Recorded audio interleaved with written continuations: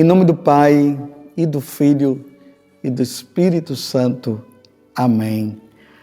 Naquele tempo, os discípulos disseram a Jesus: Eis, agora falas claramente e não usa mais figuras.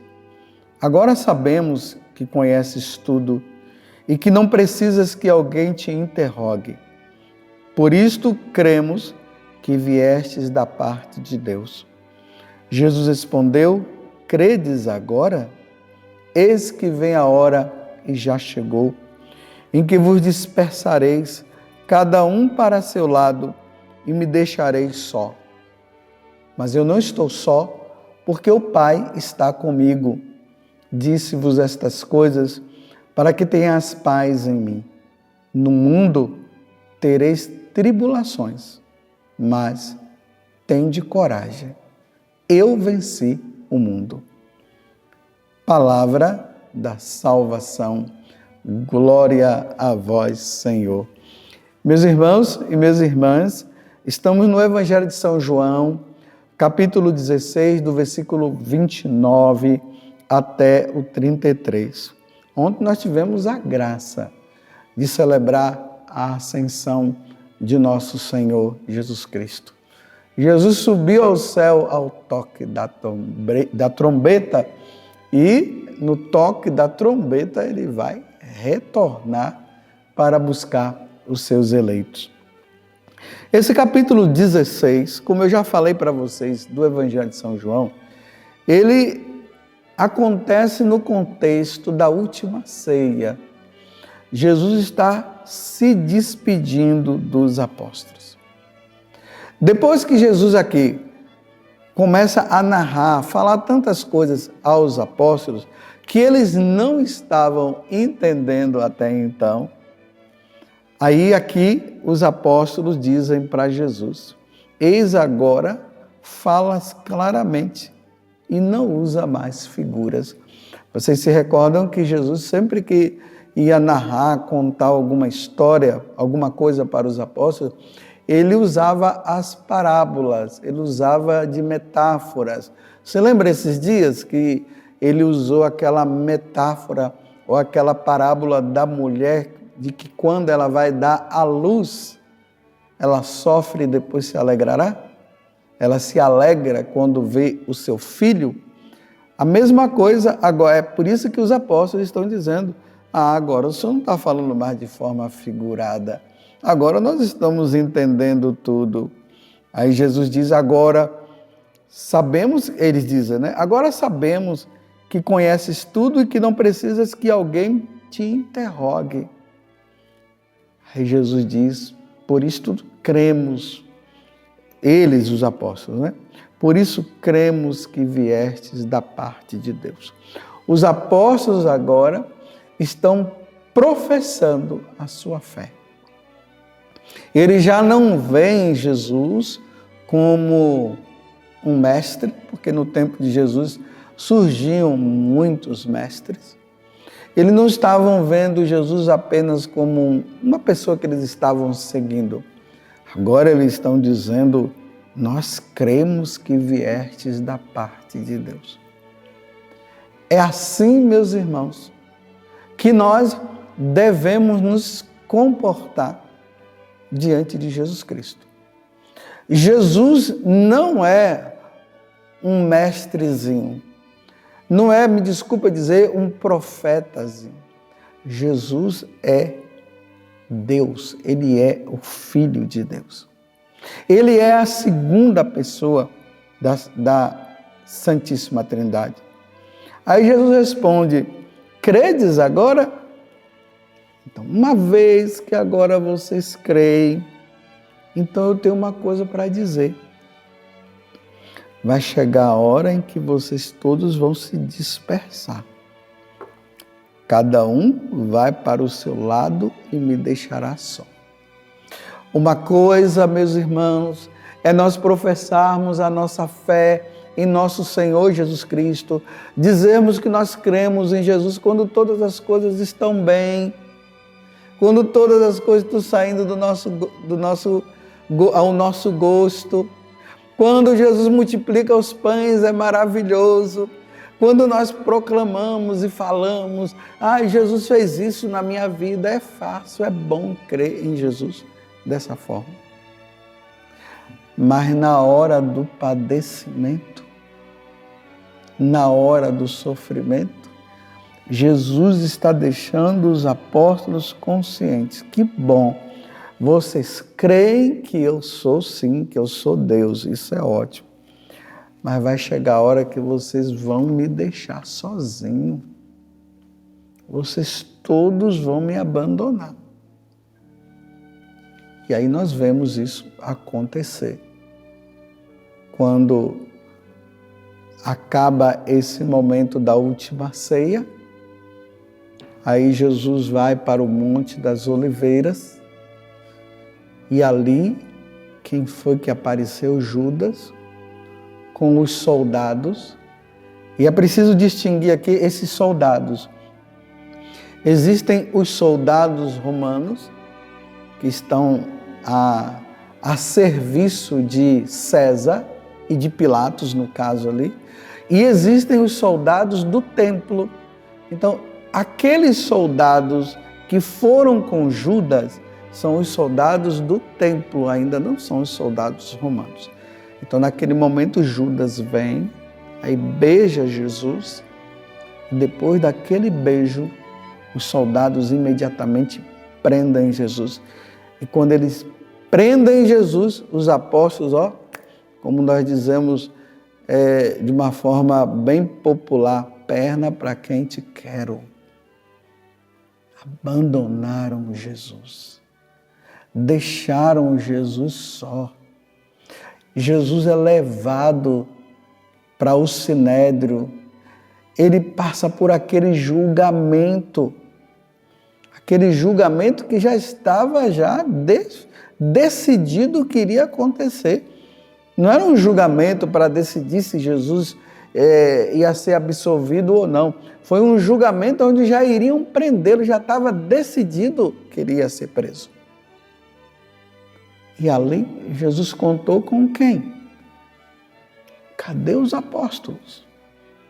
Aonde eles estavam?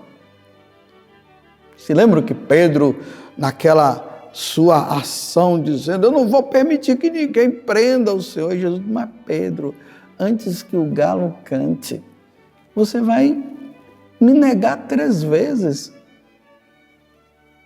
Você vai me negar 3 vezes, Pedro. Jesus estava só. Eu não sei se você já fez a peregrinação, e eu peço muito a Deus que você que ainda não conseguiu peregrinar para a Terra Santa, que Deus conceda essa graça para você. Na peregrinação, tem um dia que nós vamos numa igreja muito bonita, que na verdade são 3 igrejas, uma em cima, uma embaixo, uma lá no subterrâneo mesmo, lá embaixo, que é chamada a Igreja do Galicanto, que é o lugar onde Jesus passou por todo aquele momento ali do julgamento. Ali nessa igreja, na parte de baixo, na parte bem inferior, lá embaixo, eu falei que são 3 igrejas, mas na verdade são 2 igrejas, né?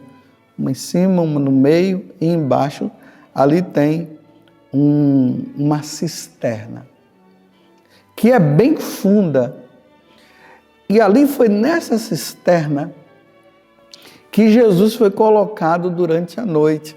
Quando nós chegamos, quando nós estamos indo para entrar na igreja, na parte superior, em cima tem um mosaico, e nesse mosaico tem Jesus, a representação de Jesus amarrado por uma corda em volta aqui dos braços dele.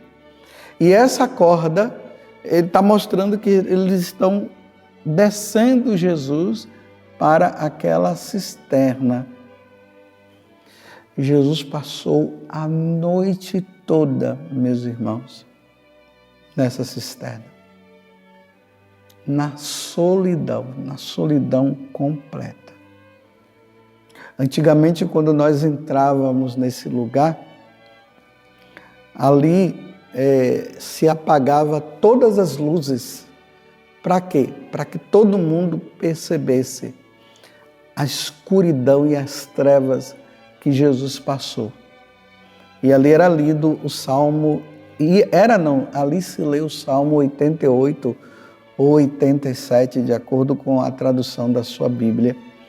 E ali fala que justamente o que Jesus está dizendo aqui para os apóstolos. Todos foram embora. Só restou ele sozinho, com a presença do Pai.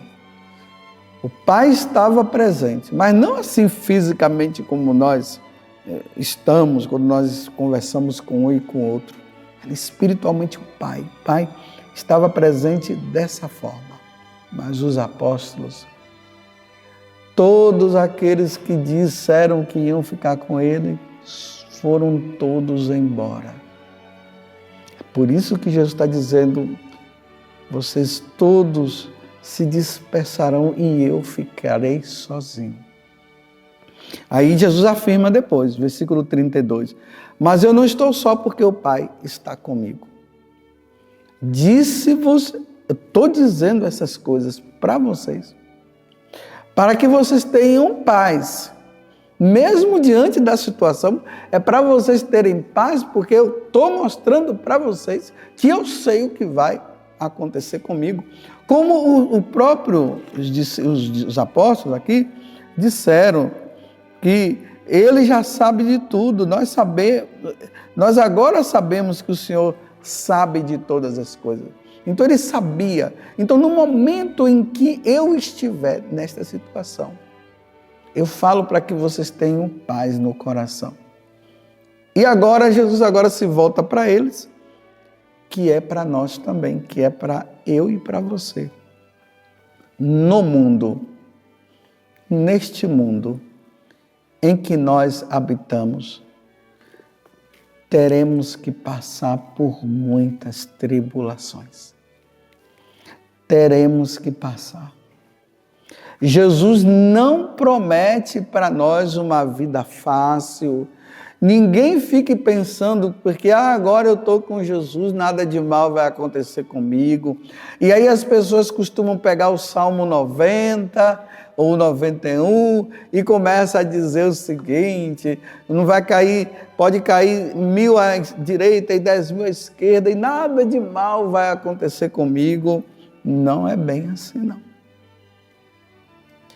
Nós passaremos por muitas tribulações. Muitas. Se você está passando por tribulação agora, então significa que você está no caminho certo. Você está diante daquilo que Jesus está falando. E ainda mais, se a sua tribulação for por causa de nosso Senhor Jesus Cristo. Porque essa tribulação que Jesus passou aqui, que todos os apóstolos se dispersaram, foi por causa de ele estar anunciando o Pai, de ele estar anunciando Deus Pai, e os judeus não acreditavam, chamavam Jesus de charlatão, e eles não acreditavam na divindade de Jesus, por isso eles queriam matar Jesus, por isso que passou por toda essa coisa, e Jesus ficou só. Nas tribulações, não fique pensando que você vai ter os seus amigos em volta de você, não. No livro do Eclesiástico diz o seguinte, que você quer conhecer um amigo, é na tribulação que você vai saber quem é o seu amigo. Porque tem o amigo do futebol, o amigo do divertimento, o amigo sabe lá de quê? Das piadas. Mas o verdadeiro amigo você vai conhecer é na tribulação. Nós poderíamos dizer, o amigo que Jesus teve no momento da tribulação dele foi quem? Foi o Pai, porque os apóstolos todos foram embora. Mas no mundo nós teremos que passar por muitas tribulações. Eu pergunto para você, qual é a sua tribulação? Que sofrimento você está vivendo? Que sofrimento você está passando? E talvez você esteja agora dizendo o seguinte, Deus me abandonou, Deus não te abandonou.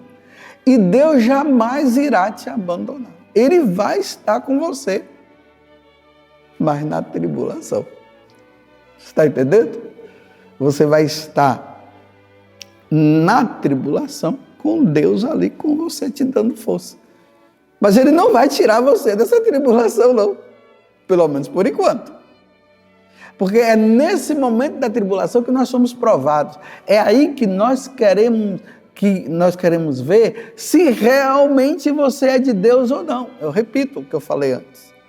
É muito fácil dizer que eu sou de Deus quando as coisas estão indo tudo bem, tudo maravilhoso. Mas ser de Deus no momento da tribulação, de não contar com ninguém, imagine o pai que precisaria contar com o seu filho, e no momento da tribulação o filho não está lá. Quantos filhos que tem, ou melhor, quantos pais que na velhice os filhos abandonaram? E quantos casais que no momento da tribulação o esposo deixou a mulher? Ou a esposa deixou o seu esposo? Nas tribulações que se encontram sós. Um dia eu encontrei um homem que ele estava contando para mim que ele tinha 2 filhos autistas. E a mulher não aguentou de cuidar daqueles 2 filhos, não. O que foi que ela fez? Ela abandonou. Deixou o esposo sozinho. É interessante porque geralmente nós encontramos assim, o esposo que vai embora e deixa a esposa. Aqui não, foi a esposa que deixou aquele homem. E ele dizia: padre, eu estou só cuidando dos meus filhos. Mas ele não estava ali murmurando, não. Ele: eu amo meus filhos, eu quero cuidar dos meus filhos. Mas é a tribulação, um sofrimento muito grande. Ele estava sozinho. No momento que poderia contar com a esposa, com os amigos, ele está só. Mas Deus está com ele. No mundo tereis muitas tribulações. Agora Jesus diz: mas tenha coragem, eu venci o mundo. Para se vencer as tribulações, só olhando o crucificado. Por isso que na Igreja Católica nós temos o crucifixo, esse crucifixo que está aqui. Aqui nós olhando para o crucifixo, nós vemos, olha quanto o sofrimento que Jesus passou, a expressão do sofrimento dele. Mas é aqui que Jesus está dizendo: coragem, olha, eu passei por isso, eu venci. Você vai vencer. E como é que você vai vencer? Quando nós passarmos desse mundo, nós venceremos. Não haverá sofrimento depois. Por isso que Jesus está dizendo: coragem, eu venci. Qual é o seu sofrimento? Não desanime. Continue sendo firme. Persevere, não desanime. Aquele que perseverar até o fim será salvo. Foi isso que Jesus falou. Não desanime. Vá em frente, porque se Jesus falou, está falado. Tende coragem, eu venci o mundo. Louvado seja nosso Senhor Jesus Cristo, para sempre seja louvado, e a sua mãe, Maria Santíssima. E desça sobre você a bênção do Deus Todo-Poderoso, Pai, Filho e Espírito Santo. Amém. No mundo tereis tribulações, mas tende coragem, eu venci o mundo.